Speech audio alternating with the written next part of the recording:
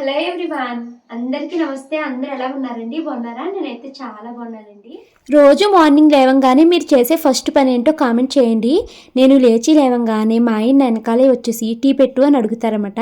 So first అయితే ఆయనకి tea అయితే స్టవ్ మీద పెట్టి మరో పక్కన పిల్లలు తాగడానికి వేడి నీళ్ళు అయితే పెట్టానండి.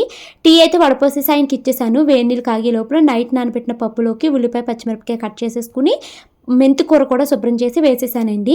ఇంకా బియ్యాన్ని అయితే తీసుకుని నీట్గా అయితే వాష్ చేసేసి దాంట్లోకి వాటర్ అయితే పోసేసాను. వేడి నీళ్ళు పక్కకు పెట్టేసి అదే బర్నర్ పైన అయితే నేను బియ్యం కడిగి పెట్టేసుకున్నానండి. ఈ రోజైతే నాకు హనీ వాటర్ అయితే తాగాలనిపిస్తుందండి. సో ఒక లెమన్ స్క్వీజ్ చేసుకుని హాఫ్ లెమనే దాంట్లోకి హనీ అయితే వేసుకుని వాటర్ అయితే వేసుకుని తాగేసాను అనమాట. ఇంకా పిల్లలకి వాటర్ బాటిల్ అయితే వేడి నీళ్ళతో నింపేశానండి. ఇంకా రైస్ అయితే ఉడికిపోయింది, అన్నాన్ని వార్ చేశాను.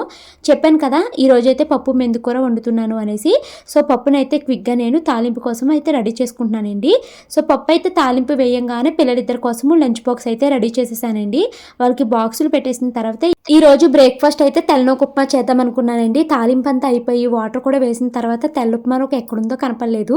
ఇంకా సేమియా ఉప్మా అయితే చేసేసాను. మా పిల్లలకి చాలా ఇష్టంగా తినేసి పిల్లలిద్దరూ అయితే స్కూల్కి వెళ్ళిపోతున్నారండి. పిల్లలు స్కూల్కి వెళ్ళిన తర్వాత నేను మా వారు కలిసి వాకింగ్ అయితే వెళ్ళి ఒక 1 అవర్ వాకింగ్ చేసుకుని ఇంటికి వచ్చిన తర్వాత ఆయన అయితే దేవుడికి దీపారాధన చేసుకున్నారు.